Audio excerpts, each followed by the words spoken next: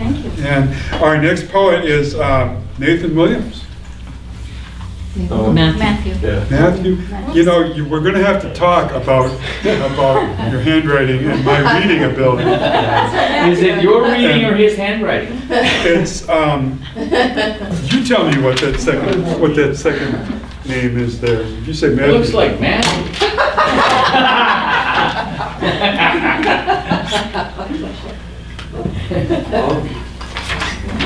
Yeah, that's Drop down.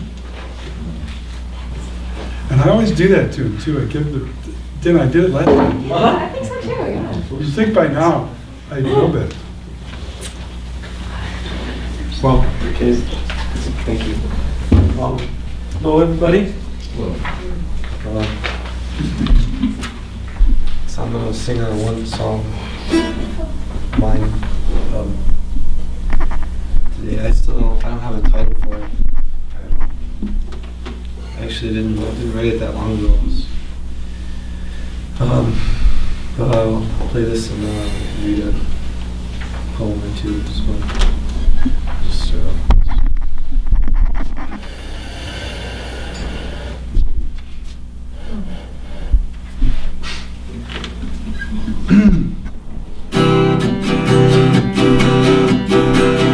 busy is the way to be, oh yeah. Like a tornado, tearing up the USA. You got to keep on moving on it, or you fall. Sit on a Sunday, back man, and you got Monday to Saturday to live a life, ship in a bottle, and play for you, keeping you blinded too. Don't you want to be happy? Don't you want to be happy? Oh, here for you, making you double do. Don't you want to be happy? Don't you want to be happy? And you see the intention of the Bible. Beat yourself on everything anymore. Little bodies and children on those lives. Wanting a better future for the children, and so on and so on and so on and so on and so on and so on and so on and so on. Oh, yeah, for you, keeping you blinded too. Don't you want to be happy? Don't you want to be happy?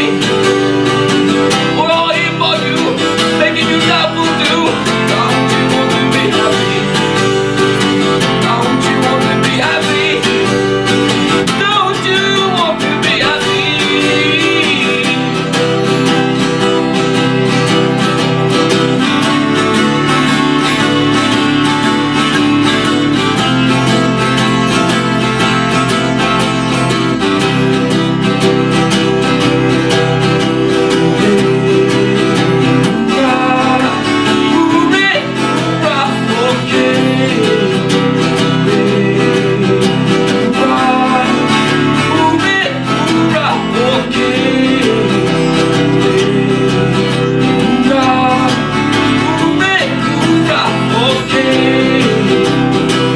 Don't you want to be happy?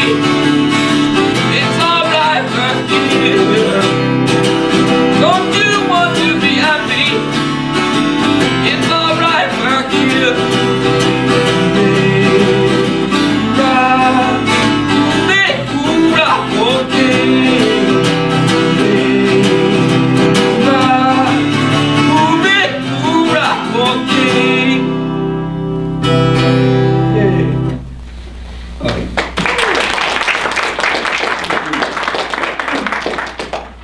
Sorry, I don't mean to shriek. So that's pretty much I wanted to read on one poem. I think maybe two.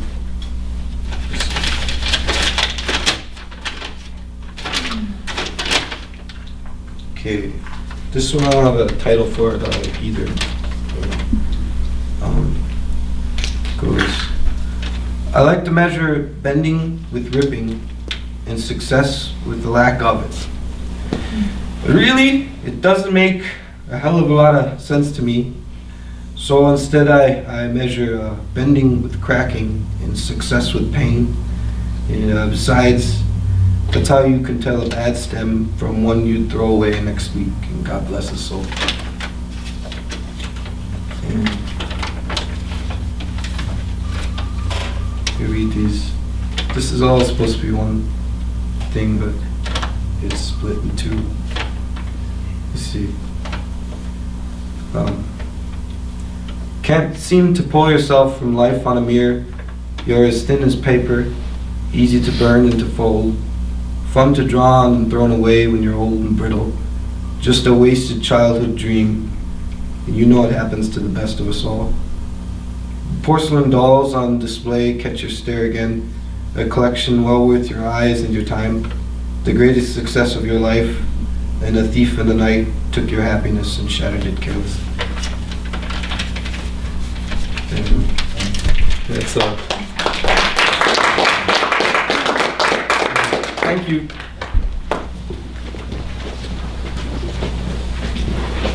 I will see if I can mess up Mary Cooling's name. Oh, you didn't.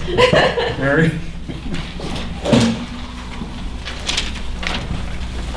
I'm Mary Cooling, and my poem is Thoughts of Sky. And this became a poem for me because we went to Scotland this year. It was a lifelong dream of ours, dreams of mine, to go there. So this is my poem. Soft accents sing across the ancient mountain peaks. The voice itself is song. My heart sings, standing on this land for which it did not know it longed. Heather hills and bits of snow, white above my head. They're Highland sheep, those tiny dots. That's what my husband said. Hundreds of rushing waterfalls fill up rounded mountainsides. My eyes are open now to see this land of McLeod pride. The glens and coves call out my name. Mary, come join our song. Raindrops do not stop this tune of rainbows before long. The sky is painted every hue. The North Sea comes into our view. Light and beauty shine in the water, calling home this Highland daughter. The Highland wind is strong and sweet. It dances all around our feet. Hiking in this fairyland, my lifelong love and I hold hands. Sky once was what we saw above. Now sky is a land that we both love.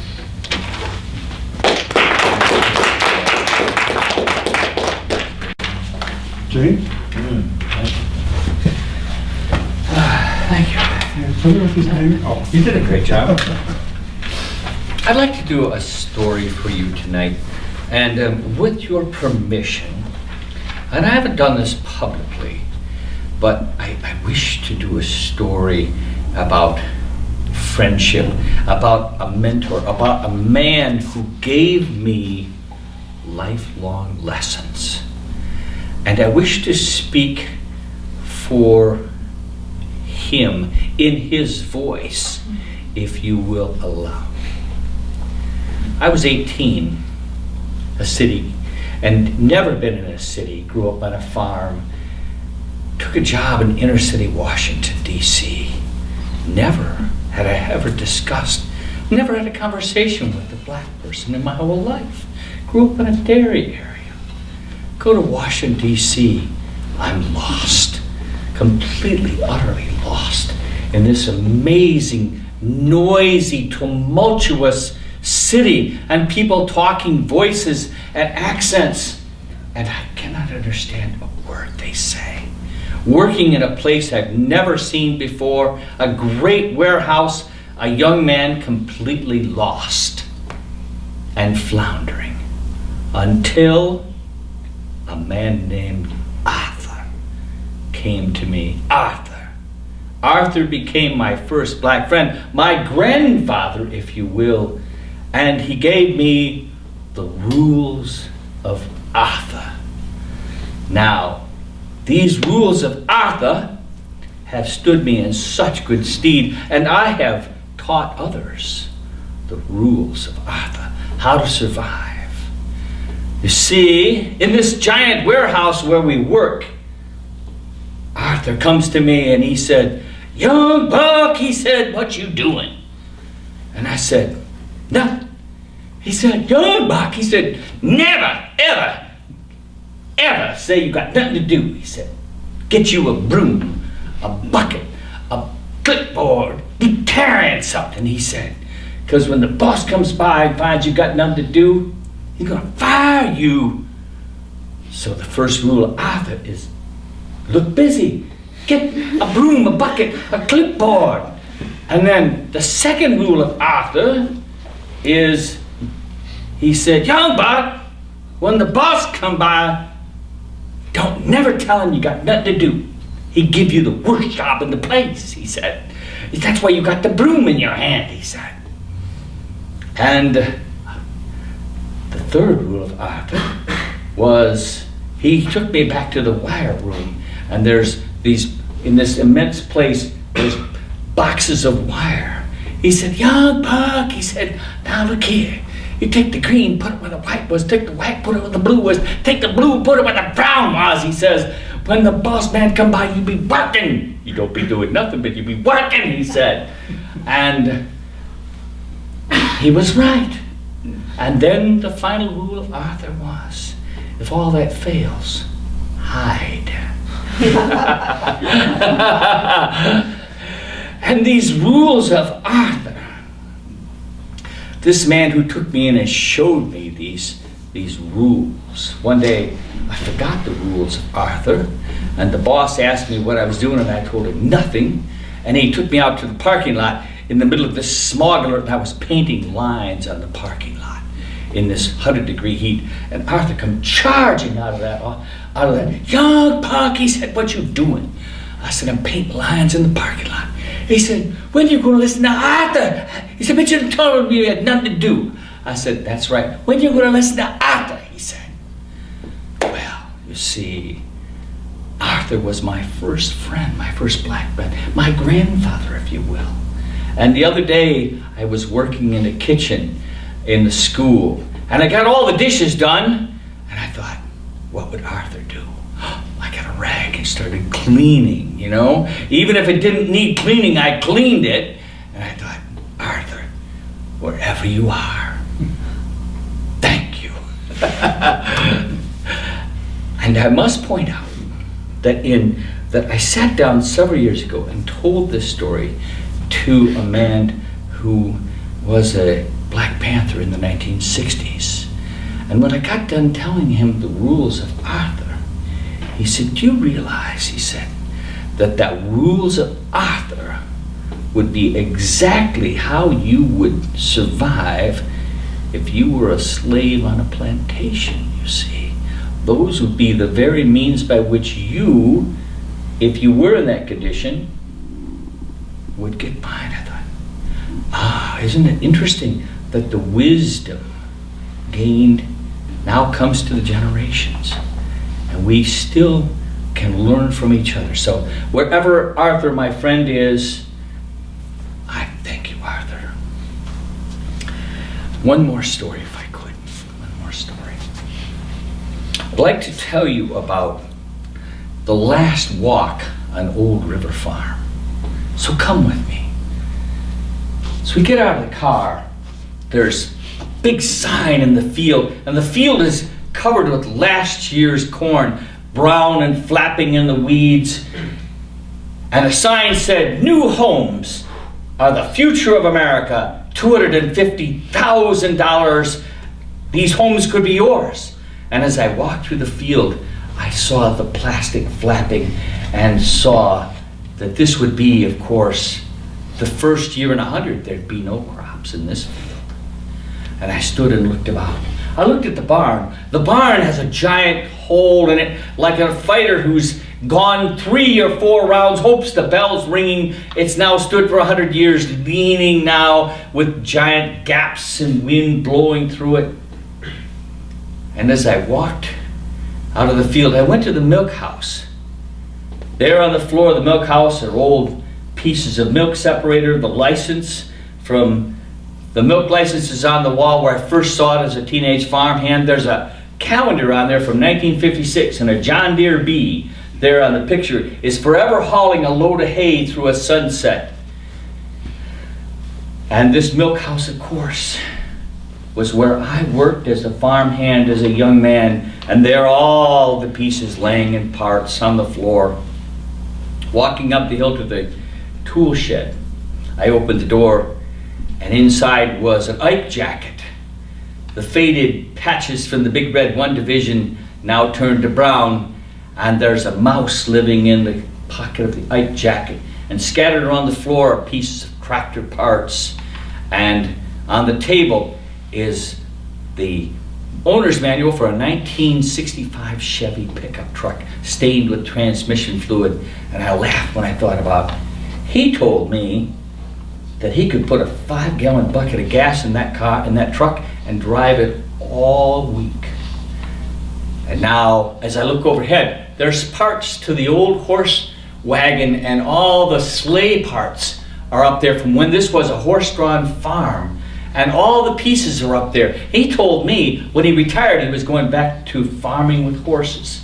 And I was lucky enough to see the last of the horses, a matched set of blacks who just seemed to love and just the pure joy of working for that man. And now they're gone. And so is he. And I thought about those days of working for him. He would call you up on the phone and you would ride your bicycle out there and go to work.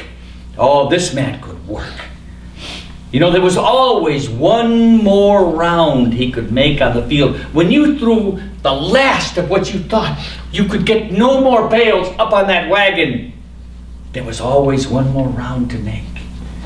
And then, of course, in those days, dinner came with the wage. $1.10 an hour plus dinner.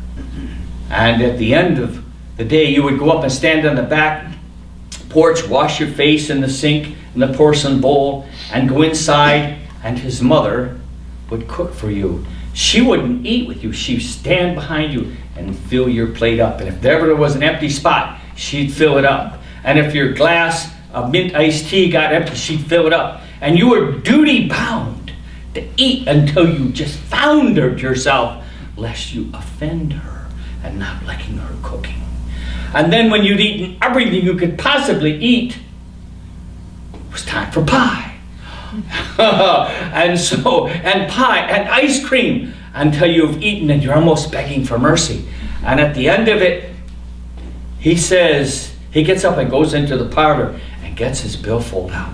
And he says to you, he said, well, yeah, it was good I called you. He said, I didn't think I'd get them last 4 rounds done. I called you in the forenoon before the rain come out. He said, and, let's see. That's 8 hours at $1.10 a piece. And he'd open up his billfold and he'd pay you out, you see. And he said, if it don't rain before forenoon, I'll call you tomorrow. And we'll do it again. And of course, now he's gone. And the farm's gone. 70 years of working bent him forward until he looked like he was going into a stiff breeze. He told me once he hadn't been off the farm in 19 years. He said, I might as well be in jail. He said, I have to milk at 5 o'clock in the morning, 5 o'clock in the afternoon, might as well be in jail.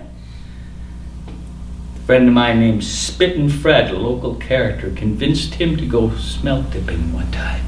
He went smelt dipping, drank too much, fell in the water, said it was more fun than a barrel of monkeys.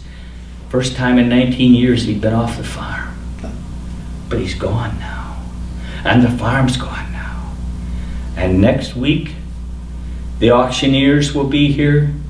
And they'll sell everything that's not nailed down and red hot. And city folks will come and buy it and turn it into lawn ornaments. And they won't know a Red Island rooster from a Holstein. And then the bulldozers will come and push it all over. But what they can't take is our last walk in Old River Farm. And we've made that together. So thank you for coming with me.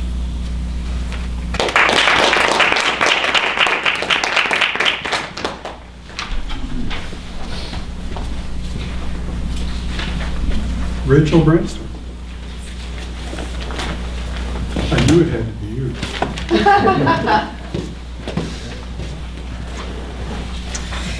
I'm Rachel.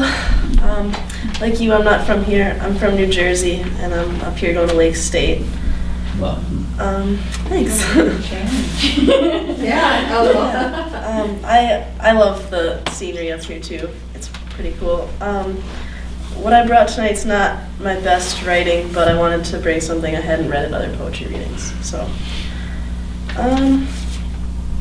my parents have a cabin up here, and that's what this one is about.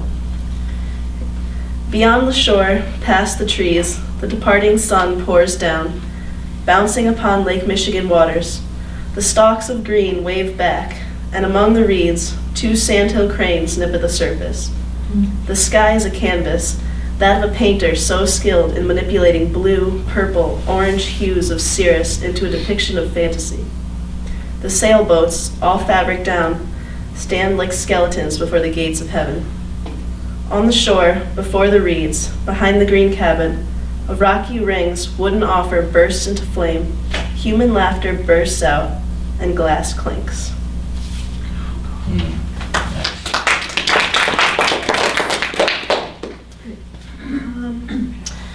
A few weeks ago, there was a day where it was like raining and then turned to snow, and that's what this one's about. It's called Entering Winter. I left my door this morning and stepped into a piercing chill. Rain muddled the neighbor's garden. Cars flung puddles up my walk. Carhartt I zippered up to my jaw. My boots tread through sloshing muck. Halfway into the journey, crystals on the fur hood had gathered. My chin tipped upward and my feet shifted their route. Whiteness in the air, my eyes did imbibe. My back turned on asphalt still wet, vehicles still roaring. For up this hill and among these trees, snow and silence fall consorting. Bushes and weeds along the way wave and sing, uncut, untouched. Arms of an elm embrace the flakes and garner and hold them like they can't get enough. They drop their leaves, I drop my hood. Through everything, wind glides, not with a bite, but a kiss, as a mother would plant on a babe. And this last one is called Blown Circuit. I think when a heart breaks, also does the chemistry, reactions, and how one holds the self together. Previously, sight and thought of him or her was a drive towards yearning, comfort, warmth. Heat softened the insides, a pliable melted heart molds easily. But when it tears, not only apart, but away, the sight or thought of the one causes the stomach to wring the heart till salt water spills. They seek from others entertainment to quell the ache, distractions. Boudoir activities make fun, not love. But when a stranger comes prospecting for a date or time, one can't help but wonder how they'll line up. Do they want the company or the physical? A trophy on their arm or bread for their butter? Will it pain them to pain you? I think it will mend with time, but like a bone, with a bump along the seam, never the same. They'll treat it gently through rehabilitation or maybe isolation.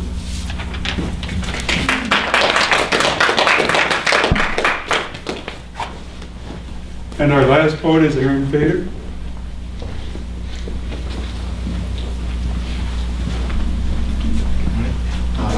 Yeah, I'm Aaron, student up here. I come from Detroit, Michigan, so it's not much of a change, but it's change enough.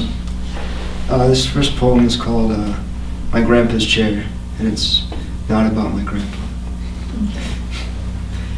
Living is for chumps, says my grandpa, sitting dead in his rocking chair, smoking hash or tobacco, maybe sawdust. Tonight, his words are darts flung carelessly at an old board. He knows what he holds, what he's held, what he'll never touch. Black oil hands shake on old wood, searching for stability. I watch the chair suck the oil from his hands, filling its grain with a dull luster. I watch it suck the life from his face. I watch his soul go down to that old dry oak. I watch my grandpa sitting dead in his chair.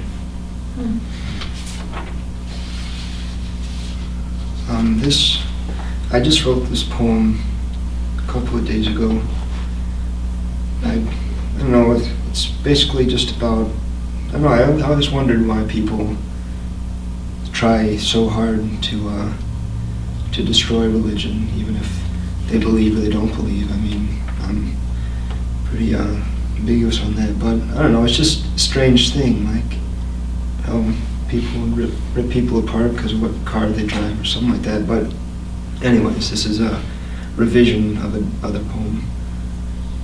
I've known cheek and jaw grinded into flawless angles for mouths that drip bloody truths in search for purity, eyes that feast before teeth the angel's meat swallowed raw, the lidless stare of persecuted choirs singing from knees the forbidden hymn of the damned.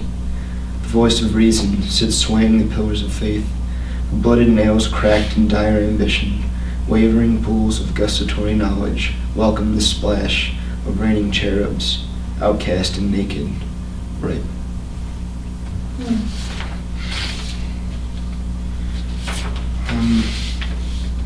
Now this poem is called Garbage. 51.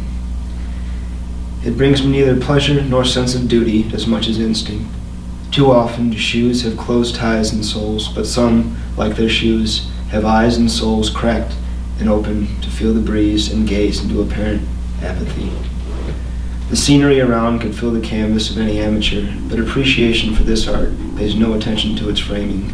Standoffs interrupted by plastic tumbleweeds, the American dream, and weeps and curses of suburban cowboys. If only we walked with mirrors on the floor.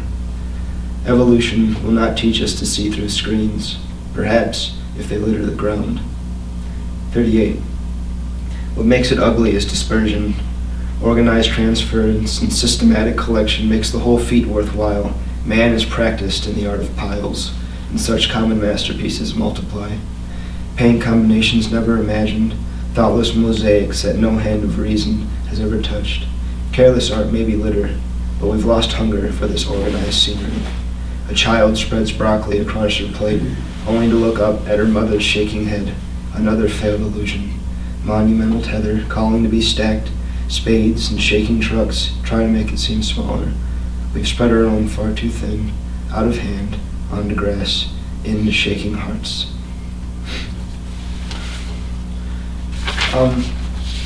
I brought this one. I didn't write this poem. A good friend of mine, Rochelle Allen, she used to go to school up here, and she wrote this poem. And I don't know, I just thought I'd read it because I like it a lot, and I wanted to share it. It's called Icicles. I break icicles off the gutters of the house, muttering nonsensical memories to the cold night, while my toes tingle and my heart hammers beneath the weight of your words are hard in my ears and my heart. You know, that thing I told you, the thing I told you was yours, smashes glittering and cold, while my tears splash on the gray, oil-stained pavement, the kind you tripped and skinned your knee on when you were 7, and your mom said, everything will be okay, and you picked at the scab for weeks in fascination, and blood doesn't scare you anymore, because it's a sign you're still alive, and your heart is beating, and your pulse is racing, even though you haven't felt present in a very long time, and you wish you weren't here. I whisper in the dark, breath condensing and hazing in the clear winter air.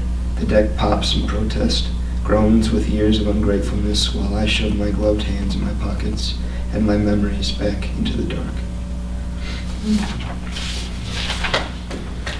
And then this last poem is a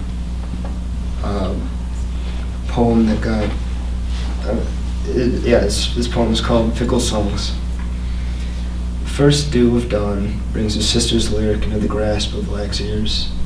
Wet feet tell me to stay and watch the skyline until an ancient sun peeks over the hospital. A past less than painless, more than hallowed. Like a vaudevillian scheme, we dance around death, hushing the tempest of repulsive illusions of what the future may hold. A man mumbles between a stethoscope while we watch the tiles blur as words like 30 days float amidst a barrage of apologetic apathy, phlegm. Past the point of no return, some would say. What did we ever have to return to? We'll push forward, and I'll wipe my feet at the door.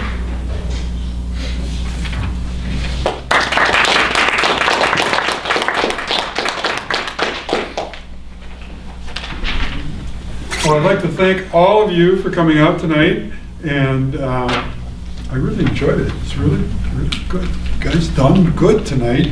Remember, Saturday, we've got all kinds of things going on here, including the farmer's market right in this room, and our next Superior Poetry Cafe, Tuesday, March 6th. We'll have a featured poet, but there will be time for open mic, so come on back with more poems. Thank you very much. There's lots of refreshments. We're still open for another hour, so relax and enjoy. Have some goodies.